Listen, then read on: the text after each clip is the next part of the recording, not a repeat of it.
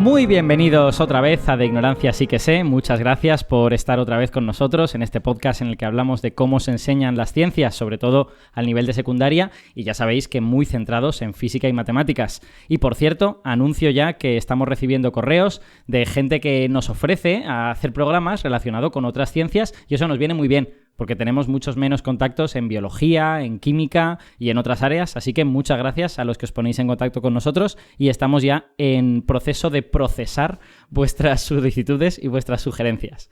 Bueno, hoy tenemos un programa que yo creo que es el programa o uno de los programas, ¿no? Vamos a hablar de uno de los temas gordos de la educación, al menos en España, que son las EBAU, las pruebas de acceso a la universidad, que los chavales y chavalas que terminan la enseñanza secundaria tienen que hacer para poder acceder a las carreras universitarias. Ya era hora, digo yo, de que de Ignorancia Sí que Sé resolviera de verdad los problemas de los ciudadanos de este país. Pues sí, hoy efectivamente vamos a resolver todos los problemas que tienen los exámenes de acceso a la universidad. Así de generosos somos en este podcast. Entonces, bueno, hablando en serio, vamos a hablar de algunas de las cosas relacionadas con estos exámenes y vamos a dedicar unos pocos minutos a hablar de alguna de las polémicas, de las controversias que han surgido en los exámenes de la EBAU de este año, que ya sabéis que todos los años hay alguna controversia. Bueno, pues vamos a analizar algunas de ellas. Entonces, sin más dilación, voy a presentar ya a mis compañeros, a los ignorantenautas que siempre nos acompañan en De Ignorancia Sí que Sé. En primer lugar, tenemos a Javier Vargas, que es físico, profesor de física en el IES Playa de San Juan de Alicante. Hola, Javi, ¿qué tal? Hola, ¿qué tal, Alberto? Teníamos ganas de cuñadear y el momento nos ha venido al pelo el tema. ¿Estás preparado para sentar cátedra sobre cómo deberían ser todos los exámenes de física y cómo se equivoca todo el mundo que no lo hace así? Sí, por supuesto. Siempre estamos preparados para dictar cómo tendría que funcionar todo. Bien, perfecto. Y estoy convencido de que también lo está nuestra otra pata del podcast, que es Víctor Marco, físico también, profesor de matemáticas en el IES El Grado de Valencia y temporalmente asesor técnico docente en el SEPIE. Muy buenas, Víctor. Muy buenas, Alberto y Javi. Así que este es el programa que yo pensaba que era el de complejos, que ese era el más importante del mundo, pero no. Aquí sí que vamos a ser cuñados.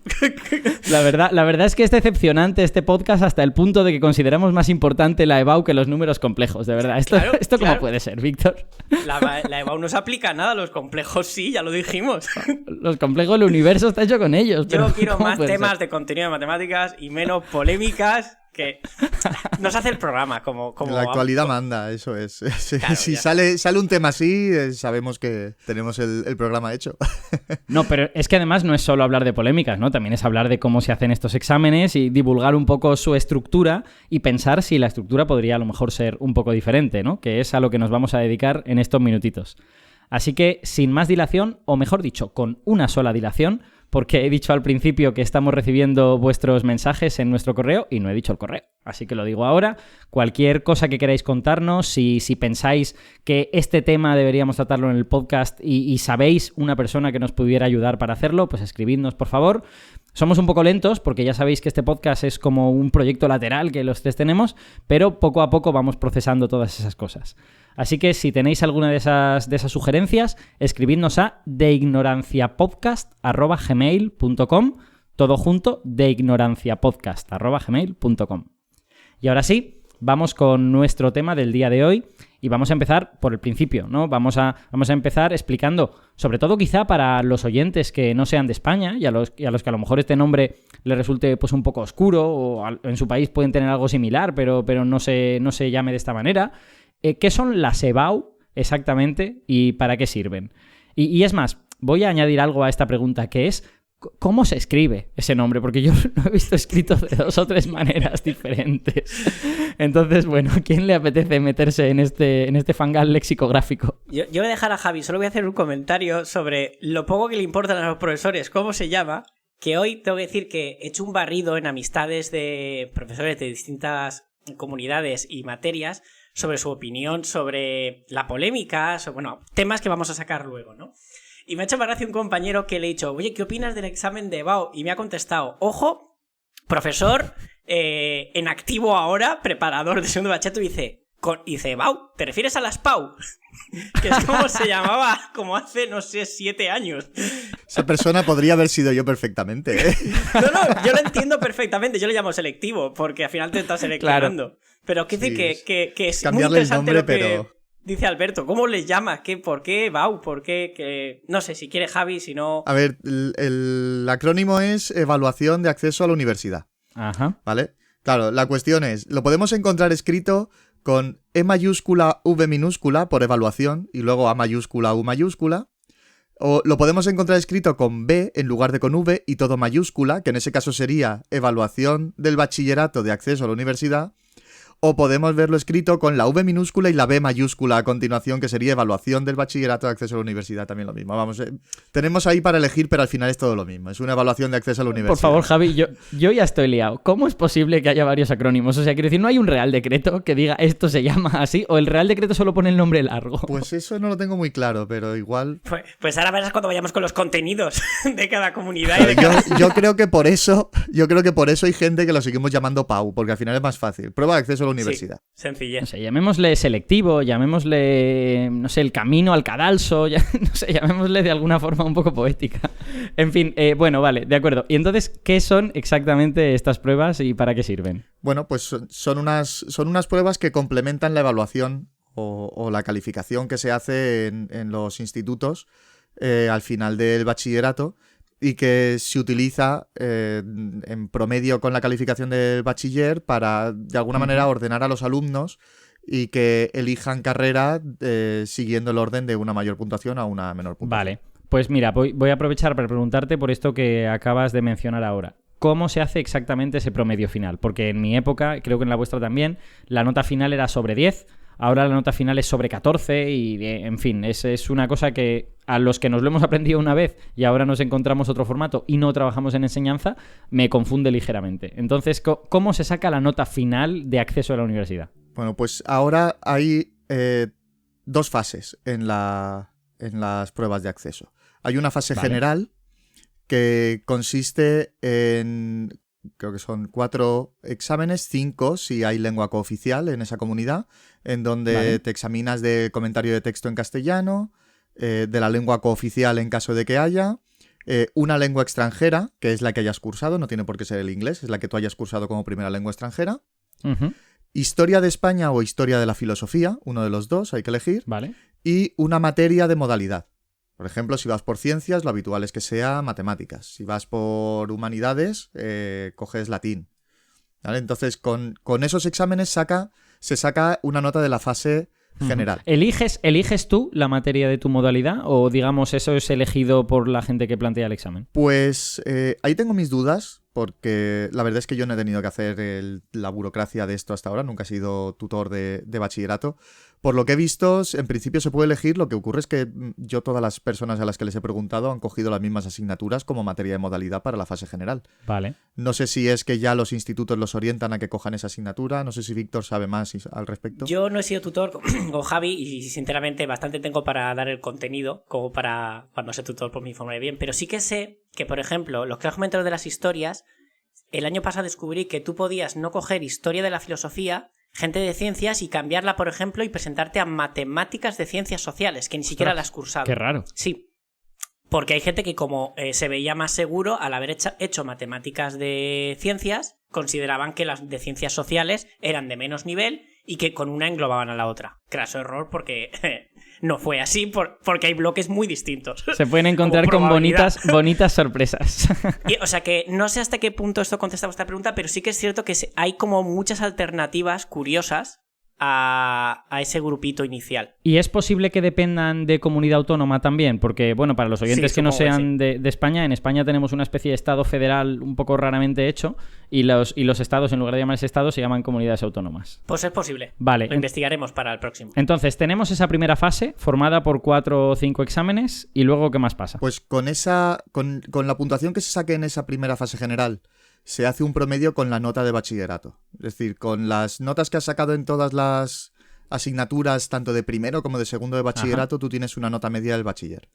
Y se hace un promedio con la nota de la fase general de la EBAU. Con un peso del 60% el bachillerato, 40% la fase general. ¿vale? Y con eso tienes una nota sobre 10. Perfecto, una nota normal que todo el mundo entiende. Eso es. Y luego, además, te puedes presentar a las materias específicas, a la fase específica de la EBAU, que es en donde entran el resto de materias de modalidad. Eso, ahí te puedes presentar hasta 4 materias, un máximo de 4, aunque lo más habitual, lo más frecuente es que la gente se presente a 2, 3 como mucho. No es habitual que se presenten a 4. Y esta fase específica lo que puede hacer es sumar hasta 4 puntos a la nota final. Vale. Entonces, dependiendo de la carrera a la que tú quieras acceder, cada carrera, digamos que tiene una serie de asignaturas que le son más afines y cuya fase específica va a puntuarte mejor o te va a dar más puntos para entrar a esa carrera. Por ejemplo, para entrar a la carrera de física, el examen de la prueba de física puntúa 0,2, que eso quiere decir que la nota que saques en el examen de física la multiplicas por 0,2 y eso se le suma a la calificación, con lo que como mucho puedes sumar 2 puntos con ese examen. Como en matemáticas también pondera 0,2, pues de matemáticas también podrías sacar otros 2 puntos para llegar a un máximo de 14. Vale, la química, en cambio, pondera negativo, ¿no? Sacas buena nota, te restan, ¿no? No, la química, en física la química creo que pondera como 0,1, igual que la biología. Vale. Entonces, ahí ya empieza la fiesta. Quiero decir, tú puedes pedir entrar a varias carreras, no tienes por qué pedir una única carrera cuando haces la prematrícula. Entonces, claro, tú tienes que examinarte de distintos exámenes, o sea, de varias materias en la fase específica, y dependiendo de la carrera a la que tú te quieras meter, te ponderan más unas asignaturas u otras. Te pueden ponderar 0,2, 0,1 o no ponderarte nada, que no te den puntuación. Entonces, tú cuando terminas, no tienes una única nota de acceso a la universidad, que por cierto es otro acrónimo, la NAU, sino que tienes muchas. Una para cada carrera, dependiendo de cómo te pondere cada una de las asignaturas que has hecho en la fase Madre específica. mía, y a mí me dicen que el Imperio Bizantino era complicado, pero ¿esto qué es? Sí. Así que cuando veáis cosas del estilo de un estudiante ha sacado un 13,7 en la selectividad, bueno, depende. Habrá sacado un 13,7 para esta carrera o para esta otra, pero para otras carreras a lo mejor ha sacado un 10. Y además, Javi, corrígeme si me equivoco, con al paso de los años se pierde esas específicas, ¿verdad? Se te mantiene la general, creo. Se te guarda la nota, o sea, si tú no decides no ir a la universidad el año siguiente, te la guardan un año, la general te la guardan siempre. Es que tuve un caso así el año pasado de una alumna que no sabía si ir a la facultad y tal, por motivos personales. Entonces creo que te puedes volver a presentar a esas. Sí que hay algo parecido. Sí, no recuerdo yo tampoco exactamente los años, pero sí que es cierto que al cabo de un cierto tiempo que al final tienes que volver a presentarte. Creo que, no sé si la parte de la fase general y el promedio con el bachillerato se te mantiene, eso creo que sí. Sí, es así, la general pero sí. si tú has tenido un caso reciente... Si por ejemplo nosotros quisiéramos ahora estudiar otra carrera y quisiéramos entrar con una nota de selectivo, creo que deberíamos presentarnos a esas específicas, porque si no estaríamos en clara desventaja, porque nuestra nota sí que es sobre 10. Claro. Que es absurdo porque podríamos entrar por la parte de bienes de otra carrera. Es que muchos alumnos optan cuando no les llega, porque claro, pensamos, ay, no me llega la nota, la polémica esta de entrar en física. Ojo que puedes entrar con la nota general en física por la UNED. Que las plazas son ilimitadas. Sí.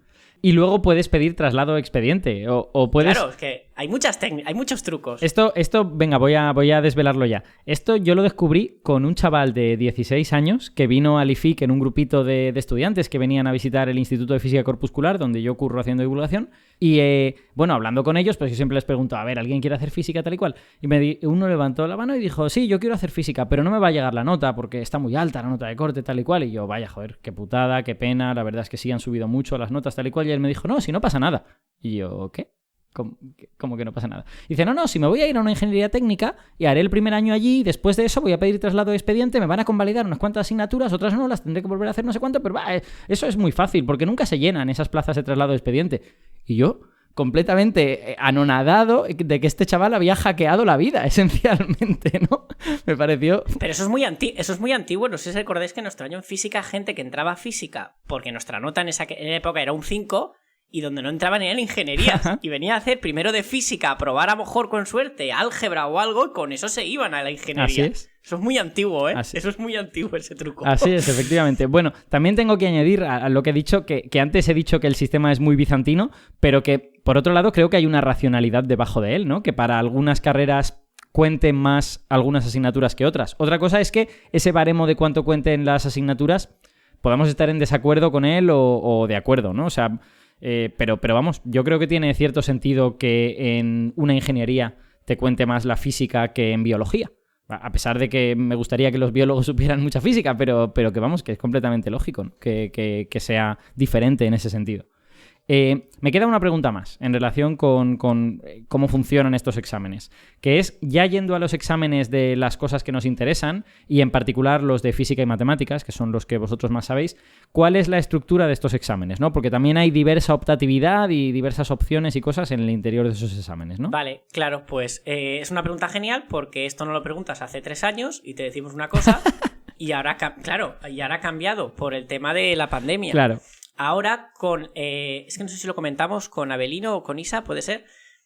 Para que, dada la situación, sobre todo este año no tanto, pero el año pasado que vinimos de la pandemia, salimos del confinamiento y nos encontramos con un curso que nadie sabía cómo iba a ser, con semipresencialidad, ¿no, Javi? Con clases que se repiten cada 2 días.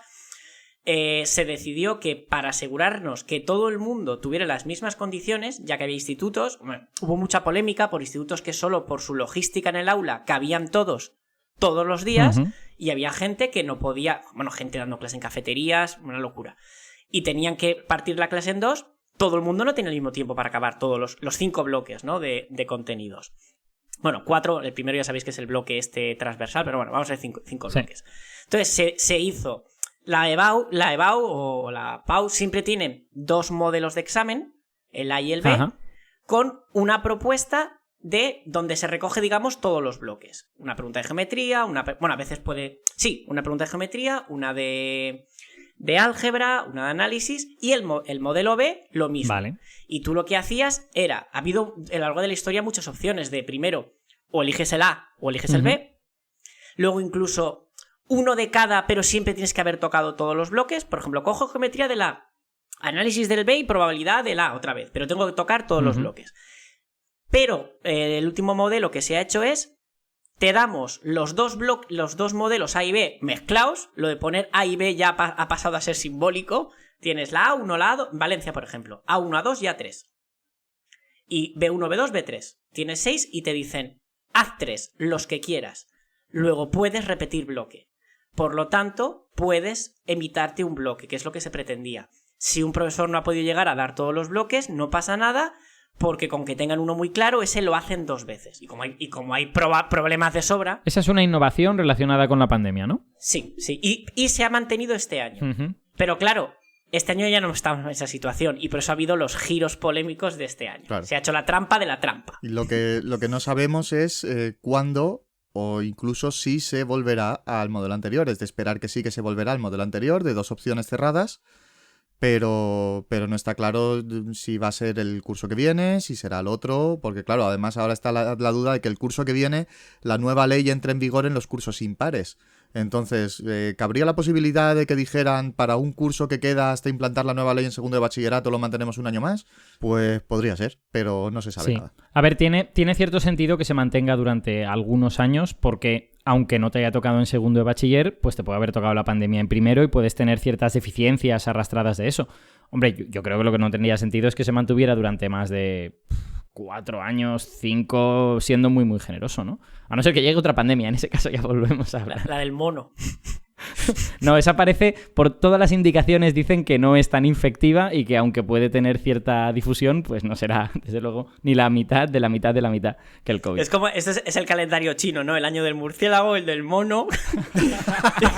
Yo espero, por favor, el del dragón. A ver, para empezar, pobres chinos, que no hay que decir que los chinos tienen la culpa de todo. No, de lo hecho, decía solo por el calendario, ¿eh? Yo, por supuesto. De hecho, fijaos, con esta cosa de la viruela del mono, y dejamos ya el off-topic, se sospecha que esta cepa ha nacido en Europa, o al menos algunos investigadores, aunque se supone que esa viruela proviene de África, hay ciertas indicaciones preliminares de que esta cepa en particular podría haber nacido en Europa. Se está mirando y tal y cual, o sea que fíjate hasta qué punto, y seguro que no la llamamos la viruela europea. Claro, la viruela europea pues sería la de toda la vida, ¿no? La que mató a no sé cuánta gente en América. Pero bueno, off topic cerrado. Entonces, No sé si queréis decir algo más sobre la estructura de los exámenes. Yo creo que más o menos está... Perdona, sí que cambian comunidades. La idea es parecida, pero la cantidad de problemas es distinta. En Valencia, por ejemplo, son 6, 3, 3. Y, por ejemplo, en Madrid y Castilla-La Mancha creo que son 8, 4 y 4. Tienes que hacer 4 en vez de 3. Vale. No sé si en física, Javi, es igual o... En física también cambia de comunidad en comunidad. Así, por ejemplo, los que tengo más frescos de haberlos visto recientemente en la Comunidad Valenciana son 3 cuestiones. Hay que hacer 4 cuestiones, y 2 problemas en cada una de las 2 opciones. Las cuestiones puntúan 1,5, los problemas puntúan 2. En Madrid, sin embargo, cada una de las opciones tiene 5 preguntas, todas puntúan 2 puntos cada una. Y en Castilla-La Mancha hay que hacer 2 problemas, 3 cuestiones y una cuestión experimental. O sea que de una comunidad a otra puede variar también el modelo de examen. Ceuta y Melilla, si no me equivoco, seguían por la EBAU de Andalucía. ¿Me suena algo de eso? ¿Me suena algo de eso? Sí, tiene sentido. Mira, creo que tengo por aquí alguno de Andalucía y en el encabezado dice... pruebas de acceso a la universidad, Andalucía, Ceuta y Melilla y centros en Marruecos. Entonces, yo creo que explicadas estas diferencias, hay una pregunta que tiene cierto interés, que es si este sistema fragmentado en 15 exámenes diferentes, si es un poco injusto, ¿no? Porque igual personas de Castilla-La Mancha, personas de Valencia y de Galicia quieren ir todos a, yo qué sé, a alguna universidad de Madrid. O quieren ir todos a una universidad de Valencia. Y sin embargo hacen exámenes diferentes para ir a la misma universidad. ¿Cabe pensar que a lo mejor un examen único sería mejor? ¿Es esto justo? ¿Es esto injusto? ¿Tenéis opinión al respecto? ¿Habéis pensado alguna vez sobre ello? Sí, pienso mucho sobre ello. Cada vez bueno, todas las noches, Víctor. No, pero... Oye, sí, a mí el tema de un 13 y pico en física, de verdad, cada vez que sale el tema me agobia pensar que a lo mejor yo no podía haber estudiado física, ¿sabes? ¿Ves? Esos temas me preocupan por los demás, que dices, ostras, es un poco injusto. El problema es que creo que es muy utópico lo del examen único. Porque primero, como ha comentado Javi, hay unos porcentajes, 70-30, de diversidad de contenidos, el 30 en cada comunidad. Entonces, para empezar habrá que unificar eso. ¿Cómo funciona eso, la diversidad de contenidos? Que no sé si lo hemos hablado fuera de micrófono y no lo hemos comentado todavía. Vale. El currículum de segundo bachillerato, aunque luego se concreta, como ha dicho Javi, cada comunidad contribuye, a efectos prácticos es muy parecido. Lo que pasa que luego lo que se concreta con las universidades en el examen de PAU o de BAU, hay una cantidad que se queda fuera y se te avisa siempre en cada principio de curso. Y durante años no suele cambiar. Por ejemplo, en segundo de bachillerato de Ciencias Sociales de Matemáticas, que es el que suelo dar yo, estadística no entra. Pero está en el currículum. No se explica recta de regresión ni cuestiones de este Pero eso estilo. quiere decir que no entra en el examen o que no se da en clase. O las dos cosas. Claro, las dos cosas. Habría que ser... Bueno, sería genial darlo. A mí me parece increíble que en Ciencias Sociales se esté dando inversa de matrices y no se dé el estudio de la recta de regresión, que te relaciona dos magnitudes y te explica si hay causa-efecto y cosas así. A mí eso me parece de locos.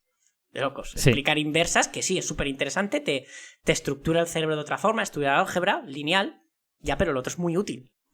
Por ejemplo, dentro de probabilidad, en ciencias de Valencia no está en el examen. Por lo tanto, no se da, porque ¿cómo vas a ponerte a dar una cosa que sabes que no te van a preguntar? A mí esa inferencia me parece cuestionable, ¿eh? O sea, y entiendo por qué los centros y los profesores la hacen, porque están muy centrados en que sus estudiantes saquen muy buena nota en el examen, pero claro, quiero decir, cuando eso entra en conflicto con la formación de los estudiantes, pues a lo mejor habría que decir, no, yo lo doy en clase igualmente, porque los chavales se lo tienen que saber, porque es bueno para ellos saber esta cosa. Pero ¿no? hablamos de un curso donde además, comparado con otros cursos, tienes un mes menos, porque claro, el segundo bachillerato acaba antes.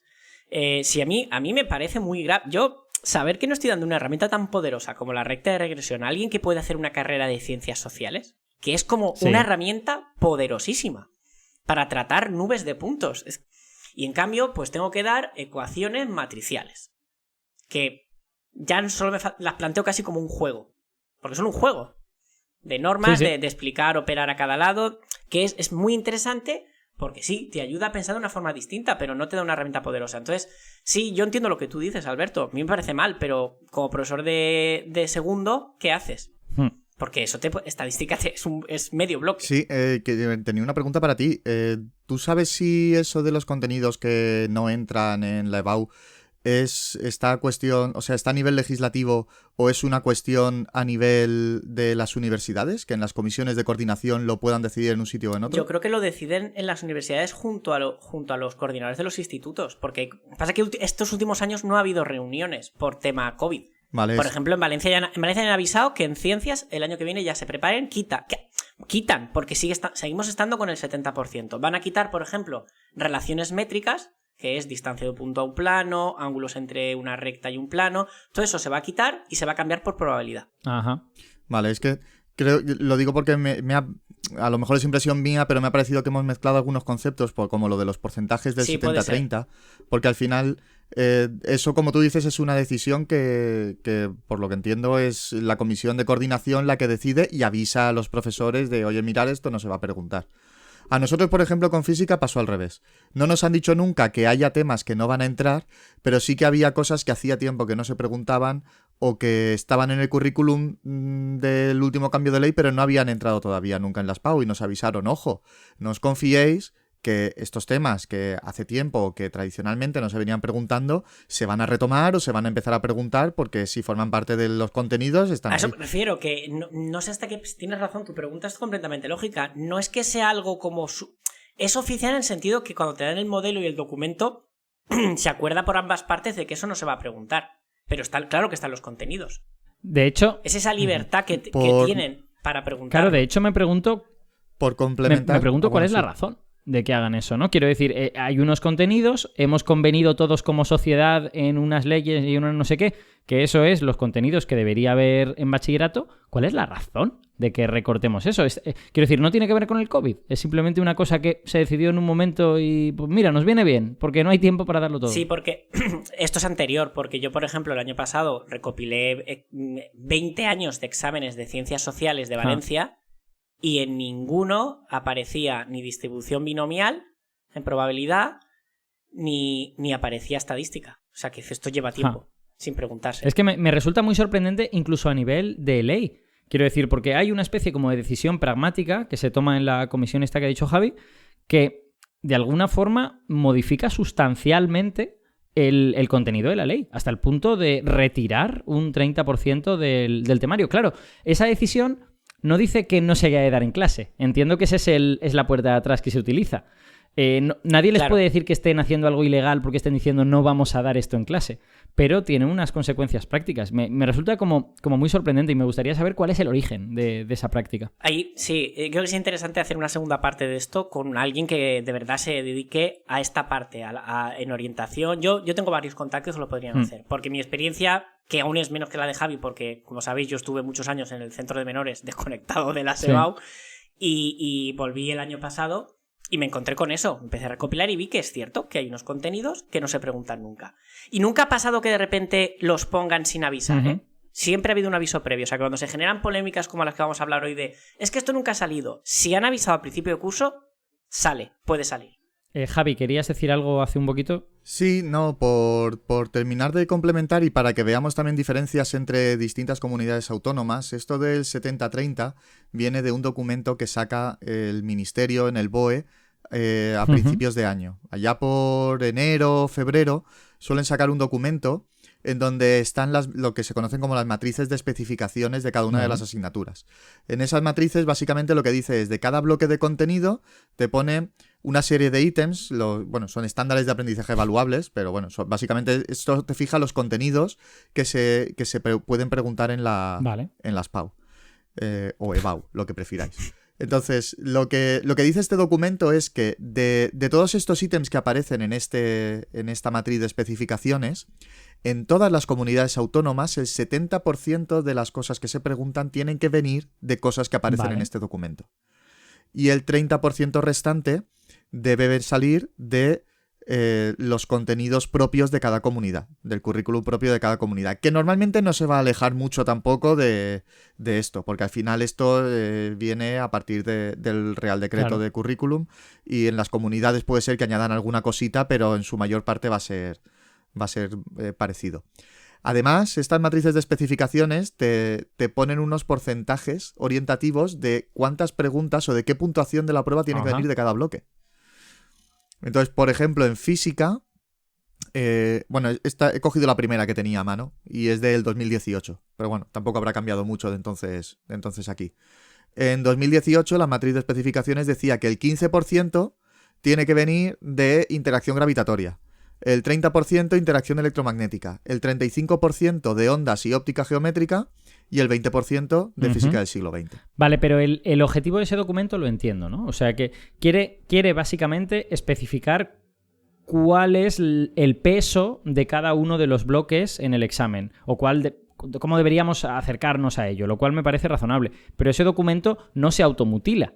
No dice no deberíamos poner el 30% de esto. O sea, alguien luego coge eso para decir, pues esto es lo que va a salir en el examen, ¿no? O sea, es como una elaboración posterior a ese documento, lo que termina sucediendo. Sí, yo creo que el documento está pensado precisamente para lo que estábamos diciendo, para tratar de que sea algo lo más homogéneo posible, que no puedan coger y en unas comunidades preguntar cosas que muy distintas de lo que se pregunta en otras comunidades, o que no cojan en una comunidad y hagan un examen todo de física moderna y no pregunten nada de gravitación. Entonces, de alguna manera te da unas pautas para que haya unas líneas generales a seguir en todas partes, aunque te dan ese cierto margen de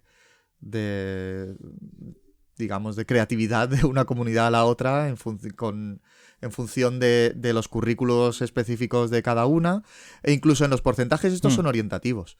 Porque, claro, si tú te guías por los porcentajes, es que no tienes tampoco mucho margen de elegir cuántas preguntas hay de cada tema.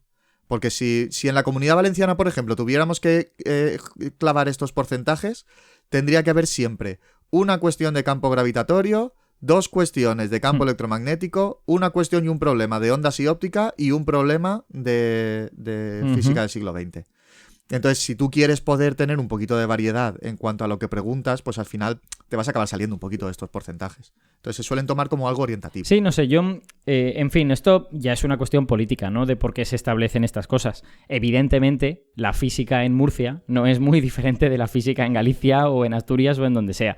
Yo entiendo que son decisiones que se toman un poco para transmitir la idea de que verdaderamente los gobiernos autonómicos tienen algo que decidir y tal. Y en el fondo no me parece mal, porque es que la física va a ser la misma. Y si alguna comunidad decidiera, pues yo no quiero dar física del siglo XX, pues supongo que la gente se echaría las manos a la cabeza y dijera, ¿a dónde vais? Dejad de hacer tonterías, ¿no? Pero que el sistema se haya convertido en la práctica en una especie de excusa para retirar una parte del temario, me parece... No sé, creo que revela que tenemos un problema. Es decir, si realmente no da tiempo a dar un 30% del temario, tenemos un problema. Y deberíamos quizá revisar el currículum y hacerlo más realista. Y si sí queda tiempo, se deberían dar esos contenidos, o al menos una parte de ellos, aunque no vayan a salir en el examen por motivos los que sean. No lo sé, yo no... Quiero decir, no termino de encajar las piezas de esta práctica en particular y efectivamente, como habéis dicho, trataremos de tener a alguien que esté un poco más metido en la elaboración de los exámenes y quizá nos pueda explicar a qué se deba. Igual simplemente a mí no se me ocurren las razones ahora mismo.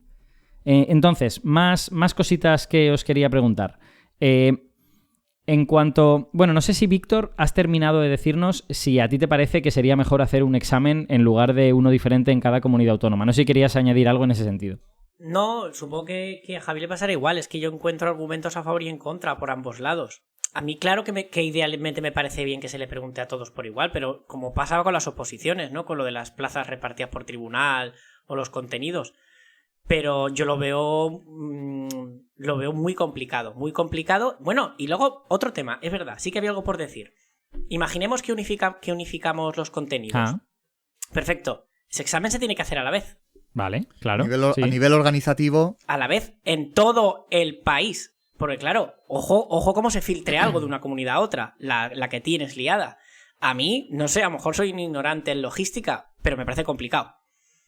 Porque esto ha pasado en tribunales de oposición cuando yo he estado, solo el tema, los problemas, que es lo único que sale, y ya no llega, no puedes abrirlo antes que te avise Alicante, tiene que abrirlo además que Valencia, pues imagínate toda España. Y otro tema más relacionado con estos temas organizativos. cuando haya alguna errata, que aunque pueda ser raro, o sea, uno esperaría que fuese raro, pero bueno, es más común de lo que puede parecer, puede haber una errata en un ejercicio. Los profesores que hay allí no pueden, hay veces que es como en las oposiciones, no pueden hacer una corrección a un ejercicio si no se da el visto bueno desde la coordinación de la comunidad. Entonces, si eso ya conlleva retrasos a la hora de corregir ejercicios dentro de una sola comunidad, si tenemos que hacerlo a nivel estatal, todos a la vez, pues puede ser un follón importante. Sí. Desde luego, la descentralización hace más fácil la logística. Eso es así, más fácil gobernar una ciudad y que haya un ayuntamiento en cada ciudad que hubiese un macro ayuntamiento para 5.000 ciudades diferentes, ¿no? Eso está claro. Yo también creo que hay como un par de aspectos más.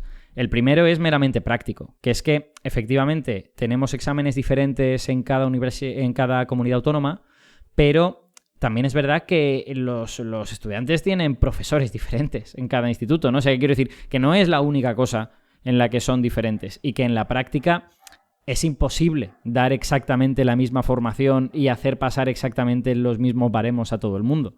Con lo que a lo mejor esto no es tampoco tan terrible. Claro, luego, efectivamente, si tú eres estudiante en Castilla-La Mancha y te ha salido un examen muy difícil de química y ves que el de Murcia era más fácil, pues a lo mejor te fastidia un poco. Pero bueno, es que eso es lo que tiene la estadística. Claro, por eso hay que estudiar estadística en las matemáticas de segundo de bachiller para entender que esto pasa. Y luego hay otra cuestión que es meramente política. Este no es un podcast de política, pero claro, tocamos cosas relacionadas con ella. Y es que si somos un Estado federal, somos un Estado federal. Quiero decir, España es un país que lleva un poco mal esto de ser un Estado federal. Y por eso estas preguntas surgen una vez tras otra. Por ejemplo, en Estados Unidos, ellos asumen con mucha normalidad que Georgia y, Illinois son estados diferentes y que es completamente natural y completamente normal que tengan normas diferentes y que las cosas vayan de forma diferente.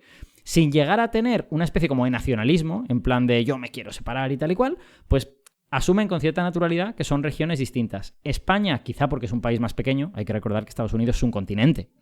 Quiero decir, no es un continente físicamente hablando, pero tiene tantos habitantes casi como la Unión Europea. Entonces, Estados Unidos es mucho más grande y quizá es más sencillo crear esa especie de sentido de comunidad en un estado. Las comunidades autónomas en España, los estados, entre comillas, en España, pues son mucho más pequeños. Y hay gente que viaja de Andalucía a Murcia continuamente y de Asturias a Cantabria y de Cantabria al País Vasco. En fin, que en ese sentido hay una sensación de pero si no soy tan diferente que del de al lado, ¿por qué el de al lado tiene un examen distinto al mío, no? Pero eso ya sería una cuestión política, de que a lo mejor en España tendríamos que hacer un poquito de introspección y decidir si realmente nos gusta un sistema federal o nos gusta otro tipo de sistema. Ya sabéis todos que hay partidos políticos por ahí sueltos que continuamente dicen que el estado de las autonomías es terrible y que España tendría que ser un país centralizado. Yo no estoy muy seguro de si soy súper fan de un estado completamente descentralizado. No creo ser muy fan de un estado completamente centralizado. Pero, en cualquier caso, estas discusiones tienen sentido. Y creo que, claro, afectan a todas las cosas, como no solo la educación, sino, bueno, también ya sabéis la sanidad, ¿no? Que en algún caso se ha dado cuando las sanidades no están bien coordinadas, que gente ha tenido problemas por no tener la tarjeta de la comunidad autónoma de al lado. Bueno, cosas de este estilo. Víctor. Yo estoy en esa situación, quiero decir, yo estoy ahora trabajando en Madrid. También gracias a que el sistema, un día también podemos hablar de esto, el tema de las oposiciones. Tú te sacas la oposición en tu comunidad autónoma porque se ha descentralizado esa cantidad de plazas, pero tú eres funcionario del Estado. Yo ahora estoy con una comisión en el SEPIE, pero yo puedo coger el día que quiera dejar eso y decir, pues ahora voy a pedir mi traslado y mi plaza pasa a ser madrileña. Y ya está. Y es como si hubiera opositado en Madrid. Antes no era así, antes se opositaba al Estado. Y a ti te mandaban a donde hicieras falta. O sea, que sí que es un avance el hecho que digas, no, yo he nacido en Valencia, me quiero quedar aquí y espero a que me den mis placicas y yo oposite para mis plazas de Valencia. Y luego además puedo cambiarme de sitio. Conozco mucha gente que en mi año no pudo aprobar en Valencia por décimas, se presentó en Castilla-La Mancha, aprobó, estuvo 2 años en Castilla-La Mancha trabajando y se trajo la plaza a Valencia. Eso es un avance a nivel personal de conciliación familiar y de todo. Sí. O sea que vamos, que en resumen, que hay toda una serie de argumentos, ¿no? Argumentos logísticos y prácticos que quizá estén a favor de la descentralización, argumentos un poquito más de pero ¿qué diferencia hay entre alguien de Castellón y alguien de Tarragona para que hagan exámenes diferentes, ¿no? Hay todo tipo de argumentos y es una decisión política al final y es un problema político que tenemos en España y que se ve en las diferentes puntos de vista que tienen los distintos partidos políticos. Si en España lo tuviéramos claro, todos los partidos políticos opinarían igual. En Estados Unidos no hay ningún partido político que defienda que los estados se deban separar o que se deba abolir el sistema federal, ¿no? En España sí, porque existen estas tensiones políticas, ¿no? Entonces, bueno, creo que decepción. Esta será una cuestión que no resolveremos en De Ignorancia sí que sé, maldita sea. Ya estamos decepcionando a la audiencia, ¿eh? Es que es increíble.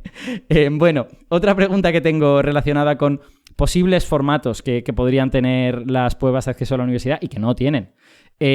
Acabo de hablar de Estados Unidos. En Estados Unidos es muy habitual, y en otros países también, que las universidades hagan sus propios exámenes de acceso. Porque claro, hablando de descentralizar, ¿quién sabe mejor que la universidad lo que se requiere en física en esa universidad? O lo que se requiere en matemáticas, o en ingeniería electrónica, o en lo que sea.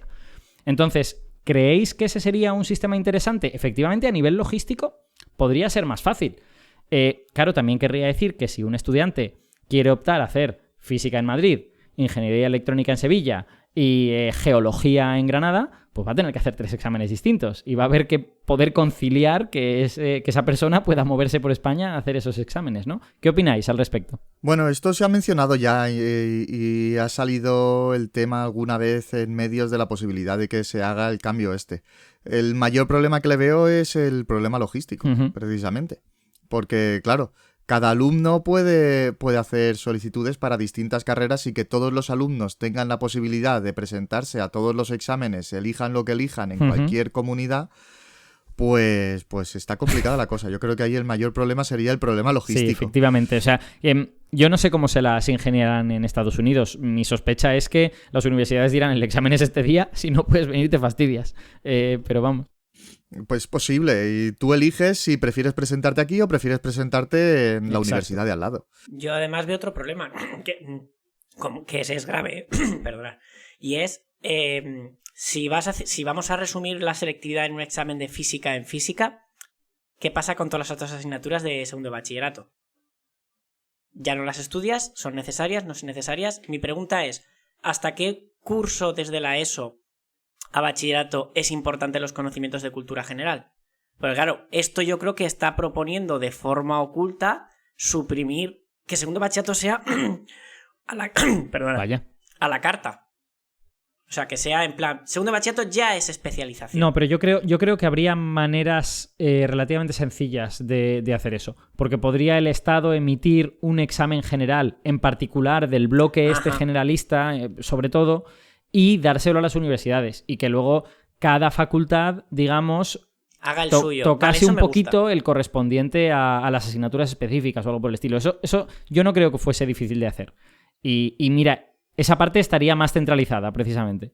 Yo entiendo también que si se adoptara este sistema, se seguiría promediando con la nota del bachillerato, y en el bachillerato se mantendrían todas las asignaturas. Oye, también podría haber un examen de física puesto entre todas las universidades de física, todas las facultades, y el mismo. Y así solo tienes que examinarte en la tuya. Igual que viene del Estado uno general, oye, un comité dentro de la universidad que se encargue a preparar ese examen, coordinados. Tenemos que decir, en la pandemia nos ha demostrado que podemos hacer esto con videollamadas. Pues ¿por qué no? Mira, en los podcasts no se puede ver cuando la gente sonríe, pero yo cuando has empezado a decir eso me he empezado a reír mucho. Porque a ver cómo le dices al catedrático de la Universidad de Barcelona que tiene que consensuar algo con el catedrático de la Universidad de Granada, o con el catedrático de la Universidad de no sé dónde, o con todos a la vez. ¡Madre mía! Ya, pues entonces, claro, volvemos al mismo problema del consenso. Sí, efectivamente. No, pero que además... hablando un poquito más en serio, esto que he dicho lo creo desde el fondo de mi corazón, pero hablando un poquito más en serio, las universidades son muy celosas de su libertad de cátedra, en ese sentido. Y hay unos motivos históricos, yo creo que bastante apreciables, por los cuales está bien que eso sea así. Y efectivamente eso de consensuar un examen entre todas las universidades tendría todo tipo de problemas, desde los personales que he dicho hace un momento, como el meramente, digamos, de tu ética deontológica como universidad, ¿no? En ese sentido. Acabamos dejando el modelo que tenemos al final. Vamos a tener que llamar a Luis otra vez con estas palabras, ética, deontológica, en fin, esto cómo se aplica exactamente. En fin, no sé, yo creo que es interesante. Habría que ver un poco cómo lo hace Estados Unidos, pero conociendo, digamos, el ánimo de los estadounidenses por descentralizar, lo más probable es que les diga, haced lo que queráis, universidades, y que cada universidad haga lo que quiera. Y en ese sentido, simplifica, entre comillas, el sistema. Se lo hace quizá un poquito más complicado a los estudiantes, que probablemente tengan como dificultad para aplicar a varias universidades diferentes. En fin, hemos repasado ya unos cuantos aspectos de todo esto, nos hemos hecho unas cuantas preguntas a las que hemos dado más bien poquitas respuestas, creo yo. Y ahora vamos a entrar un poco en el tema de actualidad, ¿no? Los exámenes de BAU han sido hace un momentín. Este podcast yo creo que saldrá como un mes después, quizá un poquito menos, 3 semanas después de los exámenes de BAU. También eso depende de la Universidad Autónoma, porque no todos han sido en la misma semana. Y como todos los años, nos hemos encontrado que ha habido polémicas, ¿no?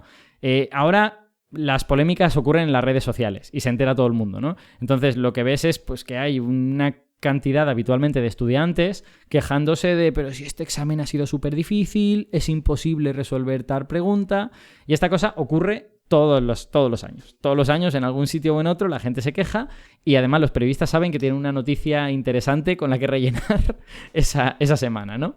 Entonces, vamos a hacer ahora el ejercicio de analizar un par de los exámenes de este año en los que ha habido polémica en física y matemáticas, ¿vale? Y vamos a ver qué tipo de polémicas hay y hasta qué punto nos parecen razonables. Yo recuerdo... Este año no he podido hacer el ejercicio, por fortuna lo han hecho Víctor y Javi, pero yo recuerdo que sí hice el ejercicio de mirar un examen de matemáticas, que en Valencia todo el mundo dijo que había sido súper complicado y que yo no estuve nada de acuerdo con que fuese complicado, y creo que el Alberto de 17 años tampoco estaría de acuerdo. Pero vamos, aquello era un ejemplo y creo que ocurrió en el año, no me acuerdo, no sé si fue en 2019 o cuándo. Vamos a analizar ahora los casos de 2022. Así que si queréis, vamos primero con matemáticas, ¿vale? Vamos primero con el examen de Castilla-La Mancha, el polémico y controvertido examen de Castilla-La Mancha. Luego también vamos a comentar, también vamos a ver preguntas que han sido fáciles, que tampoco, porque vamos siempre, es que tengo yo un par muy guays que dices, de esta no se habla. Sí, ¿vale? sí. Venga, ¿Quieres decir que la gente no se queja en las redes cuando le hacen las cosas fáciles? ¿Quieres decir eso, Víctor Marco? No dicen, oye, este año... Exacto, sí, da mi nombre completo. A ver, Castilla-La Mancha. Lo voy a perdonar porque lo tengo que abrir. Es que lo tengo en fotos porque me ha costado un mogollón encontrar. Claro, porque son cosas polémicas y los poderes del Estado, los engranajes de la administración quieren evitar que nos enteremos. Exacto. De contrabando he conseguido. Están las manos del alumno temblorosas aguantando para la foto. Y menos mal que existe Twitter. Exacto, pero claramente pone examen del curso 21-22, Matemáticas 2, que es la de Ciencias, que es el que ha sido polémico en Castilla-La Mancha, ¿vale? ¿Quieres...? Bueno, ahora no puedo veros porque estoy con esto abierto. Leo las instrucciones para que así se refresque cómo iba esto. Vale, dice: el estudiante deberá resolver 4 de los 8 ejercicios propuestos. Si resuelve más, se corregirán solo los 4 primeros. Esto es muy interesante. No, tiene sentido porque un alumno empieza a rascar uno, no le sale, va a otro y yo me he encontrado más de lo que toca. ¿Quieres decir que el examen de matemáticas promueve el conocimiento, la diferencia entre cardinal y ordinal, ¿no? O sea, no está en el temario, pero promueve este conocimiento. Claro, pero no es baladí, Alberto, porque tú imagínate que no pusiera eso y te contesta además, generas un conflicto, porque ¿cuál eliminas? Evidentemente, si te ha hecho 5, tienes que corregir 4. ¿Qué corriges? ¿Los que están mal? ¿Los que están bien? Tiendes... Ya. Me parece... Sí, parece completamente azaroso, pero es que tienes que elegir uno. No lo sé. Se podrían tomar otros criterios, ¿eh? Si no estuvieran completamente sobrecargadas las personas encargadas de corregir esto, pues se podría corregir todo y coger las 4 notas más altas, por ejemplo, y le haces un favor al muchacho o muchacha, pero bueno. Bueno, ya, entonces tendríamos que unificar esto en todas las comunidades autónomas también. Están los catedráticos ya... Claro. Dice, bueno, los ejercicios deben de redactarse con claridad, detalladamente y razonando las respuestas. Se podrá utilizar cualquier tipo de calculadora. Ostras, esto no lo había leído. Me sorprende, cualquier tipo. Yo me llevo mi abaco sumerio, que es perfectamente aceptable para Sí, este bueno, examen. o me llevo mi calculadora gráfica que me hace integrales. Pero bueno, también es cierto que dice redactarse razonadamente. Entonces entiendo que sí. A ver, hay calculadoras que te hacen determinantes. Ujú. Entiendo que eso no vale, ¿no? Para justificar una inversa si no está los pasos explicados. Vale, cada ejercicio completo puntuará 2,5 puntos, duración de la prueba, 1 hora y 30 minutos. Mira, es interesante hablar de lo de la duración porque, por ejemplo, es la misma que en Valencia, pero en Valencia te piden hacer 3 ejercicios de 6. Ya estamos otra vez... Bien, es verdad que son ejercicios con bastantes apartados, o sea que es posible que 3 ejercicios duren lo mismo que 4, ¿eh? Sí, pero no, curiosamente, este que pide 4 tiene... Ah, no, vale, son dos apartados, sí. Sí, puede que compense. Bueno, luego comparamos con el de Valencia. Vale, ¿cuál quieres así comentar? Vamos a los polémicos. Vamos a comentar una de las polémicas que ha surgido en este examen, ¿vale? Que han resumido mucho en Twitter. Y es que han mezclado bloques. Tradicionalmente, tú tenías saldría una pregunta de geometría, una pregunta de probabilidad, una pregunta del contenido que sea. Y esta vez, por primera vez, dentro de una misma pregunta, han puesto apartados distintos de contenidos totalmente distintos. Para que la gente no pueda aprovechar esto del COVID para saltarse bloques. Claro. Entonces, esto el año pasado no pasó. Pero que el año pasado sí que era necesario esto de poder saltarte un bloque porque estaba el problema de institutos que estaban a medio gas, otros que sí. Este año no es así porque este año era todo el mundo en las aulas todos los días. Entonces, entiendo que esta ha sido la jugada y, por cierto, vamos a explicar que se avisó de que esto iba a ser así. Esto lo ha explicado en Twitter un profesor que ha sido tribunal este año y ha explicado que la polémica no existe, al menos en este aspecto, porque fueron avisados de que esto iba a pasar. Y que tanto profesores como alumnos tenían a su disposición de la consejería en concreto del documento donde lo explicaba, y él mismo lo ha subido a Twitter, o sea que está. Entonces, empezamos con el 2, por ejemplo, que es uno de estos. Sí, dilo, así tenemos un ejemplo de cómo se hace esto. Pero voy a explicar que es polémicos por el tema de los contenidos, no por la dificultad del ejercicio. Luego podemos hablar de las dificultades. Dice, pregunta 2, apartado A, punto y medio. Empieza así. 3 lápices, un cuaderno y una agenda han costado 5 euros. Lo mismo que 2 cuadernos y una agenda. ¿Podemos saber el precio de cada artículo si ninguno es gratis y en céntimos todos son múltiplos de 50? Vale.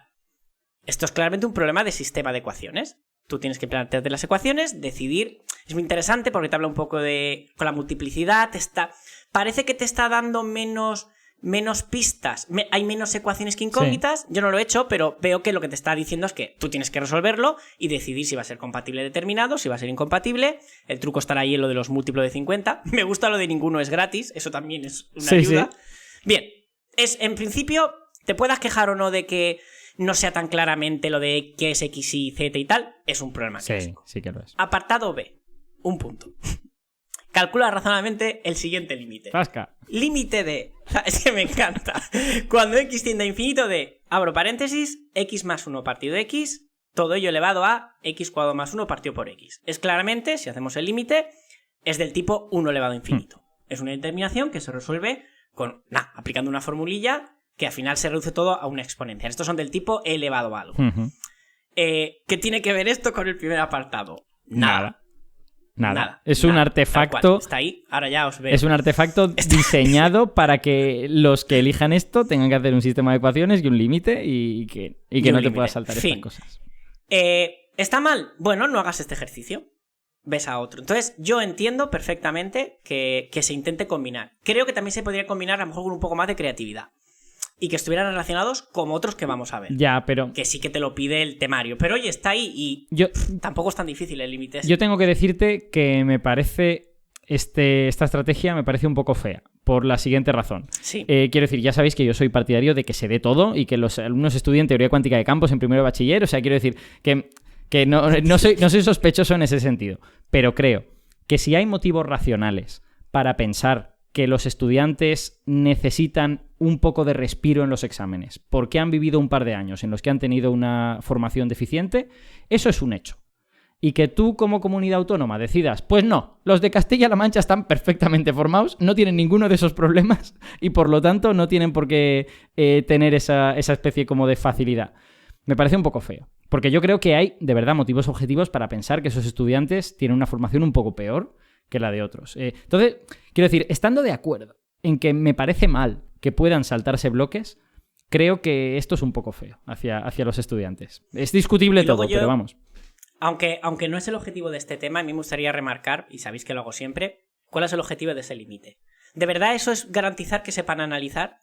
Una fórmula que no vas a demostrar cómo se obtiene el límite de una determinación de 1 elevado a infinito. Coges la fórmula esta de Euler, la aplicas, sacas el límite del exponente y tal, haces y ya está. Entonces, yo la veo súper parche ahí. Aprenderse ese límite no significa que entiendas para nada el concepto de límite, significa que has sustituido Bueno, sí, vale, porque ves que el primero va a dar un 1 y el otro va a dar un infinito. Y dices, vale, esta es la que me dijeron que usaba esta fórmula. Es parche, y es lo que tú dices, es quizá innecesario. Pero bueno, polémico en el sentido de ilegal, como se pretendía hacer en el change.org, no lo es. Sí. Y tampoco es una pregunta de análisis difícil. Yo ni siquiera la considero de análisis, pero sí. Vale, está ahí en el bloque, es un límite, no sé, pues está. Así que si quieres vamos a una que considero que es un poco más... que está más relacionado. Bueno, tengo apuntado el 2, Alberto, y... Vamos al 4 si quieres, vamos al 4. No, perdón, no es el 4, sí. Es el 5. Es el 5, disculpa. Perdona. El 5 dice, apartado A, expresa razonadamente en forma de ecuaciones paramétricas la recta intersección de los planos pi1, pi2, te los da ahí. Yo creo que es un problema muy clásico. Tenemos que decir que he elegido este también, no sé si es este en concreto, pero comentaba este divulgador, que es profesor también, que... Bueno, que podemos decir su nombre, es Gaussianos, ¿no? Ay, sí, bueno, es Gaussianos, claro. Sí, que es profesor de... y ha estado aquí. Y ha estado explicando la polémica punto por punto. Además, recomiendo que os leáis el hilo. Porque bueno, y recomendamos que leáis el blog de Gaussianos, que es fabuloso. Sí, o sea, ya puestos, os leéis todo el blog. Y decía que uno de los... no sé si era en este caso, había... que no estaba puesto el nombre del plano. Que había una errata. No sé si es este en el que no ponía el... Bueno, aquí veo que este parece examen original y pone pi 1. Uh-huh. Bueno, había un problema de geometría donde no estaba el nombre del plano. Y les dijeron, pues ponerle pi 1 o lo que queráis. Será otro parecido, luego lo miramos. Entonces, una errata de ese estilo tampoco es una cosa como para hacer un change.org. Porque luego había otro con un parámetro que les dieron otro, pero no cambiaba la estructura del problema. O sea, no lo hacía ni más difícil ni más fácil. Uh-huh. Entonces, el de Gaussianos defendía que eso no era motivo para una queja. Otra cosa es que dijeras, mira, es que con ese coeficiente el problema pasa de ser compatible determinado a incompatible. Y claro, un sistema incompatible no tiene ningún misterio. Uh-huh. Se acabó. Un compatible determinado o indeterminado, pues ya tienes que parametrizar y hacer más cosas. Pero era un caso en que él aseguraba que había estado ahí, que no cambiaba nada el problema, lo dejaba exactamente igual. Uh-huh. Entonces la primera pregunta es claramente de geometría, un clásico, tiene los dos planos. Los planos se deben intersectar porque te dice la ecuación de la recta. O sea, ya te está diciendo lo que va a salir, porque si dos planos intersectan y te dice que saques la recta, es que tiene esa posición. O sea, como tú dices, son varios apartados, este es sencillo. Apartado B. Enuncia el teorema de valor medio del cálculo integral. Encuentra razonadamente el punto al que hace alusión dicho teorema para la función f de x igual a 3 partido x cuadrado en el intervalo 1, 3. Interpreta geométricamente lo hallado. Imagino que este también ha dado polémica. Porque ya pasó... Alberto, ese que comentas... Voy a volver a veros. El que comentas del 2019 fue famoso en Valencia por el teorema de Rolle. Que lo preguntaron explícitamente. Vale. Y es lo mismo. El teorema de Rolle es un caso particular del que acabo de comentar. Uh-huh. Cuando los valores extremos son iguales y sacas el máximo igual. Bueno, no vamos a poner a explicar eso ahora. Pero yo creo que el polémica va por esto, ¿no? Que te están preguntando una pregunta de planos y luego... Yo entiendo también, Alberto, aparte de tu argumento, que te rompe los esquemas, porque tú estás en una pregunta de geometría y tu cabeza va, lo entiendo, a buscar todas tus herramientas sobre geometría. Y luego te preguntan este teorema. Sí que es cierto que luego te dice interpreta geométricamente lo hallado, pero todos sabemos que no es el mismo tipo de geometría que la que te están preguntando arriba. No sé. Entonces, está como muy ahí con calzador metido el teorema de valor medio, que de nuevo está en el currículum, está y no han hecho ninguna ilegalidad. El teorema está y se tiene que... A mí esto de que tengan que armonizar los temas dentro de una pregunta me parece una bobada. Quiero decir, si tú vas con tu cabeza pensando en geometría y en el apartado B no es geometría y de repente entras en pánico y te tiras por la ventana, a lo mejor es que no deberías entrar en la universidad. Pero insisto en lo mismo que he dicho antes, que es que me parece una trama un poquito fea hacia los estudiantes, ¿no? Porque es decir, no, mis estudiantes no tienen esa facilidad porque aunque haya habido pandemia se fastidian. No sé, me parece un poquito feo en ese sentido. Es mismo argumento que en el otro caso. Sí. Y vamos con el último, que aquí ni siquiera, no creo que esto lo consideren polémico por el tema de los bloques, porque aquí sí que hay argumentos de peso para defenderlo, y es el 6, que dice: apartado A. Estudia el rango de la matriz M en función del parámetro M minúscula perteneciendo a los reales, ¿vale? Te da una matriz M de 3×4 con 3 M minúsculas por ahí. Y primer apartado, primer apartado, estudia el rango. Pues nada, tú empiezas a calcular y en función de la M, pues decirás si es de rango 2, de rango 3, de rango 1, los que te salgan. Uh-huh. Apartado B. Sean los planos pi1... aquí está, aquí he encontrado el del pi3, ¿vale? Os lo leo literalmente. Pi1 es 2x más mi igual a 1, uh-huh. ¿vale? Que si nos fijamos, 2x más mi igual a 1, si en la z metemos un 0z, nos sale la primera fila que era 2m01. O sea, el primer plano es la primera fila de la matriz del apartado A. Uh-huh. Esta relación es directa. Pi2 es 2x más 2i igual a m, segunda fila es 2, 1, 0m, o sea, los coeficientes de la x y la z son los tres primeros elementos de cada fila. Y el cuarto, bueno, no vamos a explicar los sistemas matriciales, pero claramente esos planos están representados en la matriz de arriba. Y luego viene un espera, tercer... Víctor, hay una errata, porque fíjate que en la segunda fila es 2, 1, 0m, y lo que yo leo en este plano es 2, 2, 0m. O sea que hay una errata, si querían que fuese la misma matriz. Vale, correcto, esta era. Este es el que... Pues mira, no me había dado cuenta. Este es el que le cambiaron. Claro, lo que entiendo que quería decir Gaussianos es que no cambia nada porque el apartado B dice... Bueno, Alberto. Sí. El pi3, que no pone pi3, sí. veo que tú me lo tienes delante, es 4x más i más mz igual a 2. Claro, le dijeron, pues ponerle pi3. Eso yo entiendo que...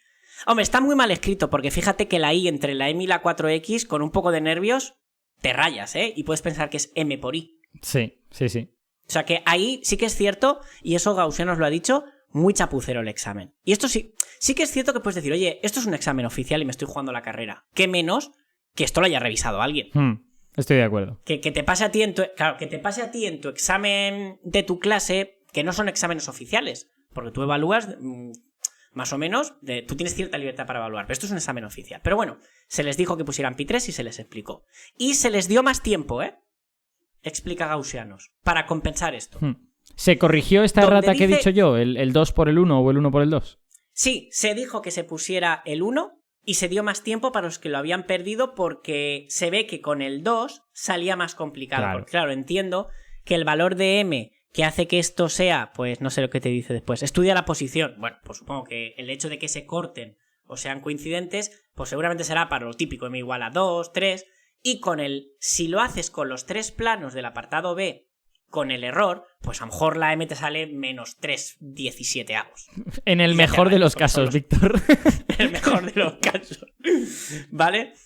Bueno, y no solo eso, es que incluso aunque te salgan números enteros como resultados en el apartado B, al tener un valor distinto ya no puedes reutilizar lo que has obtenido en el apartado A, exacto, Javi. que es parte de lo que tiene. Es que lo que dice después, entonces yo entiendo la queja, dice, estudia su posición relativa según los valores de M. Si hubiera acabado ahí, estaría justificado el decir, mira, oye, pues cambiéis un 1 por un 2 o dejáis el 2. Pero dice... Puedes utilizar los resultados obtenidos en el apartado anterior. Mentira, no puedes porque hay una errata. O sea, yo aquí estoy completamente con los estudiantes. Antes estaba un poco con los estudiantes porque lo de obligarles a no poder elegir bloque creo que es una desventaja comparativa que está mal fundamentada racionalmente, pero en este caso estoy totalmente con ellos, una errata.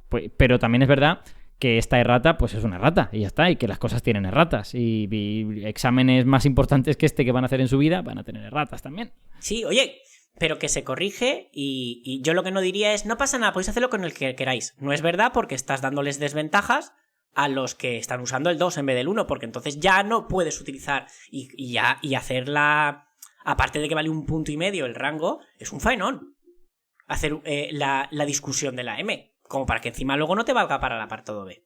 Sí. En Valencia se intentó llegar al acuerdo de que los apartados, perdón Alberto, no estuvieran relacionados en el sentido de que para el apartado B necesitaras datos del apartado A. Resultados, perdón. Se intentó que eso no ocurriera nunca. Sí, yo no doy en ciencias, pero mi compañera que sí que hasta este año, que es la jefa de departamento del grado, que he dejado en sus manos todo el instituto, hasta este año me ha comentado, porque la he llamado para ver si había polémica en Valencia, y me ha dicho que en las reuniones se dijo que se iba a intentar evitar que pasara esto. Uh-huh.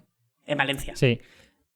Para que si alguien se raya en uno, no estés... Claro, no todo lo demás ya no lo puedas hacer. Tú imagínate que la M pues te ha salido mal. Claro, que eso es un problema. Si el apartado A te has rayado, pero no en un problema de que no entiendas lo que estás haciendo.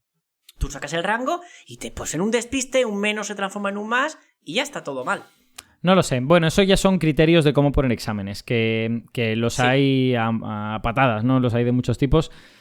A mí me parece una restricción fuerte la de que no puedas usar un apartado para hacer otra cosa, pero quizá es porque llevo toda la vida haciendo exámenes en los que los apartados están relacionados, no lo sé. A mí personalmente como profesor me gusta que estén relacionados porque que menos que veas una relación entre cosas, y esto es un caso claro de cómo un sistema, como una matriz tiene el poder de representar 3 planos y el estudio de una cualidad que es el rango tiene la potencia de visualizar cómo son esos planos. Claro. Eso es importante. Y además ahí sí que están muy relacionados. Sí, estoy de acuerdo. Y también creo que siendo en este ejercicio la queja de los estudiantes válida y buena, es verdad que lo repararon. O sea, que les dieron media hora más.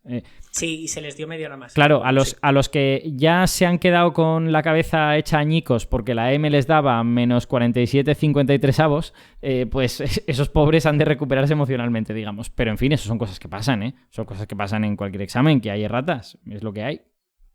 Todo, claro, correcto. También estoy con gaussianos que menos que no haya una errata, ¿no? Que lean este examen 25 personas si hace falta para que no haya. Pero bueno, en fin, yo qué sé. Sí. Sí, puede pasar, ¿eh? A ver, a mí me ha pasado en exámenes que me he equivocado, pero claro, estoy yo solo. No ha pasado, en cambio, cuando el departamento de matemáticas ponemos un examen de recuperación en septiembre o en el nuevo julio. Ahí nos sentamos todos y lo ponemos. Y puede pasar, pero ya es muy difícil que el filtro de los 3 se lo salte el error. Entonces yo entiendo que esto lo ha elaborado la universidad. Sí, en fin. Bueno, yo en este examen estoy viendo, pues efectivamente, prácticas que pueden ser cuestionables, pero que también es verdad que los estudiantes se quejan porque contaban con poder dejarse sin estudiar un bloque, lo cual... Que sí, que está claro. Lo cual no me gusta especialmente, pero efectivamente me parece cuestionable. Y luego en este ejercicio yo creo que actuaron correctamente, ¿no? Corrigieron, dieron media hora más y bueno, pues esto es lo que hay. No sé si era media hora o 15 minutos, ¿eh? Dejamos a los oyentes que entren en el hilo de gaussianos y lo comprueben. Y que lo lean y que comparen nuestro análisis con el que ha hecho él y que saquen sus propias conclusiones. Exacto. Cerrar este examen diciendo, Alberto, que he leído esta mañana. No voy a decir el nombre del periódico porque no me acuerdo. Era uno digital. Y comentaba que había queja también sobre que en la pregunta de distribución normal no estaba la tabla de datos. Pero la tengo delante, creo que tú también, y la estamos viendo. Entonces, no acabo de entender si se refiere al de ciencias sociales o se han rayado, o el periódico ha escuchado ya a gente que a la desesperada se quejaba de... Quizás no han visto... Yo puedo llegar a pensar que como no está el dibujito de la gaussiana, con ese tono gris pintado hasta cierto sigma, ¿no? Pues no lo sé, pero claramente está la tabla. Sí, no lo sé. Bueno, tal vez... Del 0 al 0,09 y... Con los que te hace... A lo mejor como no está tan completa, pero estarán los datos que te hacen falta, entiendo. Sí, no lo sé. Yo tal vez se refiriera a otro examen. A mí esa queja en este examen me parece disparatada porque hay lo que... Por eso. Yo quiero decir que lo comprobaré, pero no lo entendí. Hay lo que viene siendo una tabla. Sí, el resto de problemas yo creo que son ya más normalitos. Ajá. Vale, pues si os parece, pasamos a otra polémica ahora en física que ha ocurrido en el examen de Madrid, de la Comunidad de Madrid. Así que cuéntanos, Javi, un poco lo que ha pasado en ese examen. Voy a abrirlo yo también. Bueno, pues el examen de la Comunidad de Madrid ha sido polémico también por el tema de la dificultad, que parece ser que los estudiantes salieron muy desanimados diciendo que era más difícil de lo que era habitual. Entonces yo tengo por aquí apuntados unos cuantos ejercicios que tienen relación con estas dificultades de las que hablaban los estudiantes. Me he basado en un artículo de prensa en donde se entrevista a algunos estudiantes que mencionaban las ideas que se les pasaron por la cabeza cuando vieron alguno de estos ejercicios, y también entrevistan a un profesor de física de Madrid que está también en redes sociales, en Twitter, y que de hecho él ha hecho también algún hilo con las conclusiones acerca de cómo ha visto después, una vez han salido los resultados, qué conclusiones se pueden sacar de todo esto. Entonces, el primer ejercicio polémico sería el siguiente. Pregunta A1. Una partícula de masa 20 kilos permanece fija en el origen de coordenadas. Apartado A. Calcula el campo gravitatorio generado por la masa en el punto 8,6 y la fuerza que experimentará una segunda partícula de masa 3 kilos situada en dicho punto. Hasta ahí, todo bien, fácil. Y luego nos dice, con el objetivo de alejar la segunda partícula se transmite una velocidad de 1,2 por 10 a la menos 5 metros por segundo. Vale, me paro un poquito porque 1,2 por 10 a la menos 5 igual es muy poquita velocidad, pero en fin, no querrán que se aleje mucho. En la dirección de la recta que une ambas partículas. Halle el punto más alejado del origen que alcanzará dicha partícula. Entonces, la dificultad que podría tener este ejercicio es que esta segunda pregunta, que es un ejercicio de conservación de la energía, que en principio no tiene tampoco mucha dificultad, pero lo habitual es que se pregunte hasta qué distancia se va a alejar de la primera masa, de la masa que está en el origen. No es habitual que se ponga unas coordenadas específicas, que se pidan las coordenadas específicas del punto. Que bueno, tampoco, con un poquito de trigonometría básica se sacan las coordenadas, ¿vale? Pero no sé si esto del 10 a la menos 5 metros por segundo habrá influido, si será una errata, porque claro, dar una velocidad tan baja, muy poquito se van a ir las coordenadas respecto al punto inicial. A ver, es verdad que el punto inicial está un poco lejos, entre comillas, o sea, es el 8,6, no es el 1,1, pero... Sí, quizá con poca velocidad sea suficiente. También hay que tener en cuenta, son masas pequeñas, son 20 kilogramos y 3 kilogramos. El campo gravitatorio no va a ser mucho, y quizá con esa poquita velocidad sea suficiente para que se aleje. Sí, reconocemos que no nos hemos hecho el cálculo, pero, en fin, de ignorancia, sí que sé, no se cansa de decepcionar. Sí. Pero en fin, yo entiendo que la dificultad en este ejercicio viene por el tema de que se pedían las coordenadas y no se pedía sencillamente la distancia a la cual se iba a alcanzar la masa una vez se alejaba. A mí me parece una queja absolutamente no fundamentada, lo siento. O sea, no tiene ningún sentido. Es trigonometría que tienes que saber hacer. Trabajas con trigonometría en todos los ejercicios de física. What the fuck. O sea...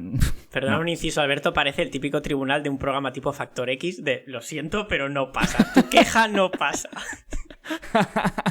Y mira que no he visto nunca ese tipo de programas, pero igual habría que hacerlos con cosas de física. Y luego, relacionado con este ejercicio, está el ejercicio B3, que es... El problema es similar. Es un problema en el que se dan dos cargas, se dice que una de ellas está situada en el punto 3,4 y se dice en dónde tenemos que colocar una segunda carga puntual de manera que el campo se anule en el origen de coordenadas, sabiendo que una carga es el cuádruple de la otra.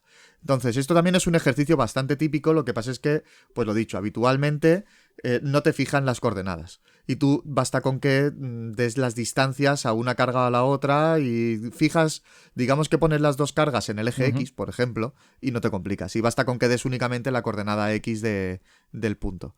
Al fijarte dónde está colocada la carga y estar fuera de alguno de los dos ejes, pues ya requiere un poquito más de trabajo. En fin, entiendo que la misma dificultad habría en este problema. La queja es, tengo que saber trigonometría. O sea, quiero decir, no entiendo. No entiendo. Mi no computa. Segmentation fault. Y luego los otros dos ejercicios sería el otro ejercicio de gravitación. Aquí tendríamos la pregunta B1. Nos dice, Marte posee la 10ª parte de la masa de la Tierra y la mitad de su diámetro. Apartado A. Encuentra la relación entre las velocidades de escape de Marte y de la Tierra desde sus respectivas superficies. Esto, yo he leído comentarios de estudiantes diciendo que no sabían qué hacer con el ejercicio porque no les daban datos. No sé si será habitual. Claro, es lo que estamos diciendo también, que de una comunidad a otra puede variar un poco el tipo de ejercicios o el tipo de preguntas que se hacen. Aquí en la Comunidad Valenciana esta es una pregunta bastante habitual, Que te digan, pues uno tiene el doble de densidad que el otro y el radio es el triple. O te dan dos relaciones y con eso tú puedes calcular. No vas a poder calcular la velocidad de escape, pero sí vas a poder calcular la relación entre las dos velocidades de escape. Entonces, yo a este no le he encontrado dificultad a este apartado. También es lo que te digo, Javi, que pensando... es posible que en ciertos centros al profesor no le gusten estos ejercicios de relación y ponga más ejercicios en los que siempre puedes calcular el valor. Eso también podría ser, que se hayan quejado los que resulta que no han hecho este tipo de cosas en su centro. Puede ser. Eso es seguro. Lo que ocurre es que... Se queja el que no sabe hacerlo, evidentemente. No, pero sí, que quiero decir que puede no ser algo individual de ese ser humano, sino que puede ser algo relacionado con su centro. Sí, lo único que sería... sería raro que un profesor no haga un tipo de ejercicio que se pregunta con cierta regularidad. Entonces, si se sabe que este tipo de cosas se preguntan, pues lo normal es que, a ver, no que te hinches a hacer, pero por lo menos que hagas unos cuantos para que el alumnado sepa la forma en la que uno tiene que pensar a la hora de resolver También tengo esto. que deciros una cosa que se me acaba de ocurrir ahora, perdona Javi, antes de que pases al apartado B, que es que, claro, las fuentes de este tipo de polémicas son Twitter. O sea, quiero decir que a lo mejor alguien no va a Twitter y dice... ¿Tengo motivos suficientemente fundamentados racionalmente para emitir un tuit respecto a esto? Igual no es eso. Igual es simplemente, pues me ha parecido difícil, he tenido que aplicar trigonometría. Voy a Twitter y me quejo. Y sacado de contexto, puede verse como una especie de intento de crítica, cuando en realidad es simplemente una persona quejándose de su amargo destino o algo por el estilo, ¿no? Es que, claro, cuando las fuentes son las redes sociales, esto puede ocurrir, ¿eh? Que descontextualices y, claro, conviertas en polémica una cosa que a lo mejor era simplemente una persona quejándose. Bueno, de hecho, este profesor al que entrevistan, en el hilo que escribió luego en Twitter analizando un poquito los resultados, una de las cosas que menciona es que él veía que se podía sacar un 10 más o menos fácil con los ejercicios A2, A5, B1, con lo cual incluye entre los ejercicios que él ve fáciles, B4 y B5. O sea que el ejercicio tampoco tiene que ser algo muy fuera de lo habitual si lo tiene incluido entre los 5 que ve más asequibles. Yo, perdonad que haga un inciso. Has dicho, Javi, una expresión que usamos todos, que preparamos Bau, y es, no, si con estos test es fácil sacar un 10. Joder, tiene que ser fácil sacar un 10. Claro, es un 10. O sea, es la definición de perfección en un examen, que sabemos que no existe y todo eso, pero es que parece que tiene que ser fácil. Así llegan esas notas, como contó Avelino en aquel programa, de que todo el mundo tiene 13,5 y luego llegan a física y les ponen unos problemas de razonar muy básicos y no pueden. O sea que quizá, no voy a decir nada porque me va a caer la del pulpo por decir esto, pero quizá es que no debería ser fácil sacar un 10. Yo creo que no debería ser fácil sacar un 10. Yo creo que el 5 es asequible, es una gaussiana las notas. Tienes en el 5, está casi todo el mundo, muy poca gente sabe nada y muy poca gente lo sabe todo. Pero es que ahora parece que todo el mundo, la gaussiana es que está desplazada, al 8 o al 9. Sí, efectivamente, ese es todo un tema de debate. Pero bueno, ya está, en cualquier caso, este profesor no señala que el examen se haya hecho para que sea fácil sacar un 10, sino que, en su opinión, si seleccionas apropiadamente, pues hay suficientes preguntas sencillas. Sí. ¿No? El profesor, por cierto, ya que estamos hablando de él, lo hemos mencionado un par de veces, se llama Adrián Baños Couso, ¿vale? Por si nos escucha, que no se piense que nos estamos apropiando de su material. Y lo menciona. Exacto. De hecho, mira, voy a poner en la información adicional del episodio, pondremos los hilos de Twitter de los que hemos hablado. Y luego el apartado B de este ejercicio dice: suponga que un objeto se lanza verticalmente desde la superficie terrestre con una velocidad igual a la velocidad de escape de Marte. Si se desprecia el rozamiento, ¿qué altura máxima alcanzaría el objeto? De nuevo, es un apartado que se resuelve por energías. Lo único que... el único dato que dan es el radio de la Tierra. Vale. Entonces, esto fue una de las cosas que hizo que los alumnos se bloquearan un poco, al ver que con tan poquitos datos tenías que acabar resolviendo el ejercicio. Claro, yo entiendo que el apartado A, si sabes cómo resolver ejercicios de encontrar la relación entre dos magnitudes, sabes que no necesitas datos, que lo único que necesitas son las relaciones y que al final vas a acabar llegando al resultado. Pero el apartado B, que te están pidiendo un valor concreto y no te dan apenas datos, pues requiere un poco de un acto de fe, ¿no?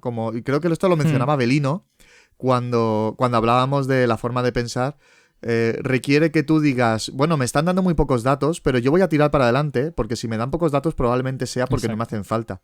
Y entonces, sabiendo el objetivo al que tengo que llegar, voy a ir trabajando y seguramente se me irán simplificando cosas y al final no necesitaré más que ese dato. Sí, efectivamente, a mí, en este caso, y ya me pongo en plan tertuliano opinador, en este caso... Hombre, un poquito más de fundamento que me hacen saber trigonometría, pues sí que hay, pero aún así me parece un poco débil el fundamento racional de la queja. Pues en fin, esto es un tipo de ejercicio que puede suceder y que se pueden hacer cosas sin saber los datos. Y es bueno que tú sepas que eso es así y es malo que no lo sepas. Y ya está. Y no sé. el tercer ejercicio que quería mencionar es el B2. El B2 nos dice, un foco sonoro de potencia P se coloca a una altura H sobre el suelo, como ilustra la figura, y dan un dibujito en el que nos marcan 3 puntos, el P, el B y el A, que están formando un triángulo rectángulo. El nivel de intensidad sonora vale 60 decibelios en el punto A 100 metros de distancia del foco, y alcanza 80 decibelios en el punto B en el suelo en la vertical del foco. Se pide calcular la potencia y la altura, y cuál sería el nivel de intensidad en el punto B si se agregase sobre él otro foco de igual potencia a una altura de H partido por 2. Entonces, claro, yo guiándome por lo que suele ser habitual aquí, no se preguntan cosas tan complicadas, al menos en la Comunidad Valenciana, sobre nivel de intensidad sonoro. No es que sea algo desconocido, por ejemplo, la relación entre la intensidad de una onda sonora y la distancia sí que se estudia, y realmente conociendo ese dato, el resto del ejercicio ya es fácil de calcular.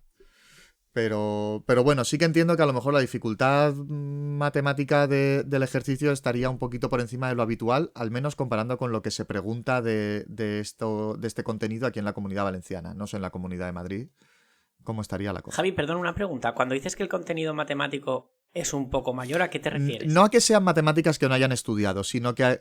Claro, lo digo porque luego tienes al lado el examen de matemáticas que han hecho, que es claramente sí. superior en matemáticas. A lo que me refiero es a que cuando se pregunta este contenido, no se suele preguntar con digamos, con planteamientos tan enrevesados como este. Quiero decir, a lo mejor te dicen... aquí, por ejemplo, te están poniendo los 3 puntos que no están alineados, están formando un triángulo rectángulo. Que al final eso es lo de menos. Porque a ti lo que te interesan son las distancias. Si tú sabes que una fuente, o sea que uno de los puntos, el de 60 decibelios, está a 100 metros, con eso te basta para conocer la intensidad. Y si sabes la intensidad a 100 metros y sabes la intensidad en el punto B, ya puedes sacar la distancia a la que está. Y te da igual que estén alineados o que estén formando un triángulo o que estén haciendo lo que sea, ¿vale? Pero el hecho de que te los pongan poniendo un triángulo, la verdad es que ahora que lo pienso, el hecho de que esté en un triángulo no afecta absolutamente en nada, porque lo único que quieres tú es la distancia a la que están. Pero hubo gente... Porque tampoco te dan suficientes datos del triángulo como para que averigües la H a partir de los 100 metros, ¿no? O sea, realmente... Claro, es que el objetivo no es hacerlo por trigonometría, lo tienes que hacer a partir de las intensidades. No, claro. Sí. Claro, porque no puedes aplicar Pitágoras, solo tienes uno. Eso es. ¿Te imaginas? Te damos la H también. ¿Cuánto es la base? Entonces, sí que fíjate que a mí mismo me ha pasado que lo he leído, lo he visto y de primeras a lo mejor he pensado, pues mira, igual requiere un poquito más de elaboración matemática comparado con otros, pero luego te pones a pensar y dices... Si es que en el fondo me da lo mismo que sea un triángulo o que sea cualquier otra figura. Lo que yo quiero saber son las distancias, si es que no necesito más. Sí, la verdad es que no estoy muy seguro de por qué ha habido polémica en este examen en particular. No lo termino de ver. Porque leí en algún medio que había habido polémica por una pregunta de relatividad, pero la única pregunta de relatividad es la B5, que es súper fácil. O sea, es de aplicar 2 fórmulas. Sí, vamos. De hecho, a mí me parece de las más fáciles del examen, de hecho, la de relatividad. Entonces, bueno, quizá eso de relatividad pues es una cosa espúrea que leí yo, que confundí 2 comunidades o algo por el estilo. La cuestión es que, bueno, pues otro examen que parece que ha tenido polémica y que en realidad lo que estamos viendo es ejercicios, en fin, relativamente normalitos, quizá un pelín más difíciles de lo normal, pero poco más. Sí que es verdad. Pero bueno, esto ya no es una cuestión de que esté mal planteado el examen, sino a lo mejor de estrategia de los estudiantes o de los profesores o de quien corresponda. Parece ser que hay profesores que no llegan a ver todos los contenidos. Y entonces, claro, si no llegas a verlo todo, pues hay cosas que luego directamente las descartas. Si no llegas a ver física moderna, pues obviamente la pregunta B5 te vas a olvidar de ella. O si no has visto nivel de intensidad sonoro, pues la pregunta B2, da igual lo fácil o difícil que sea, no la vas a hacer, y eso te reduce la optatividad. Y luego, tradicionalmente, vale, esto es uno de esos casos de n igual a 1, ¿vale? Mi experiencia personal, aunque por lo que he comentado con algunos otros profes les pasa también, los alumnos tienden a irse a los ejercicios de interacción gravitatoria, porque los suelen tener, quizás sea porque son los que están vistos desde principio de curso, son los que más han trabajado, porque es un tema que también se trabaja en cursos anteriores.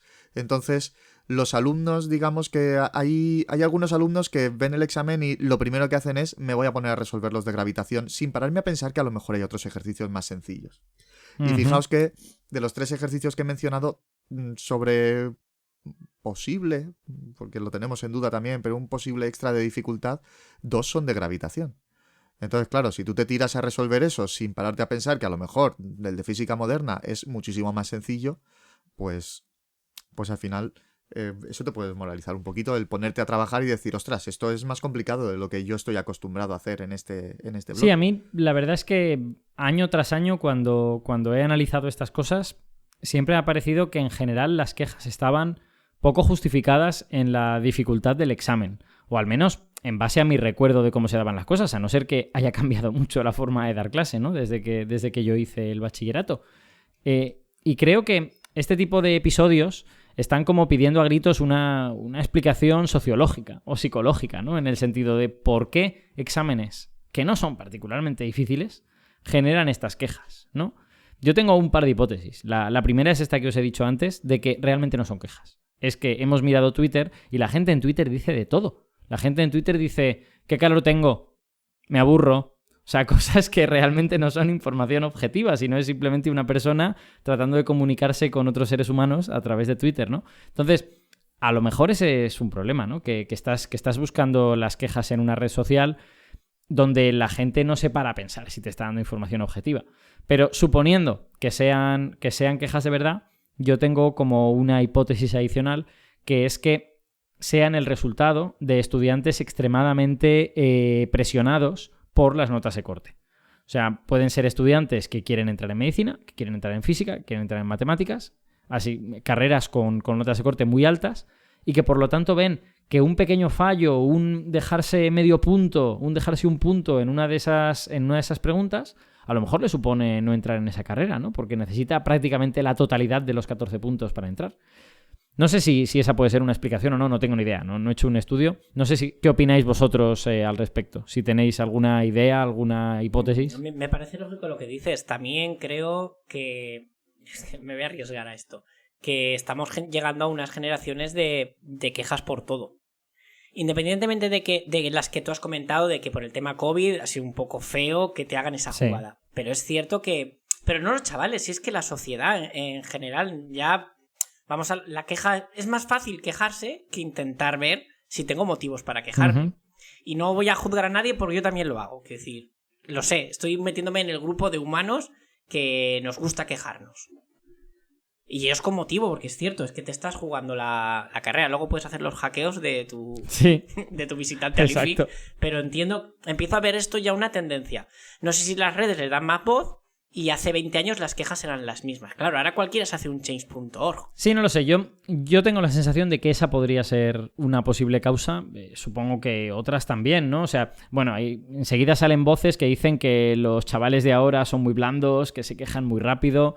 Y oye, podrían tener razón en parte, se producen cambios sociológicos, ¿no?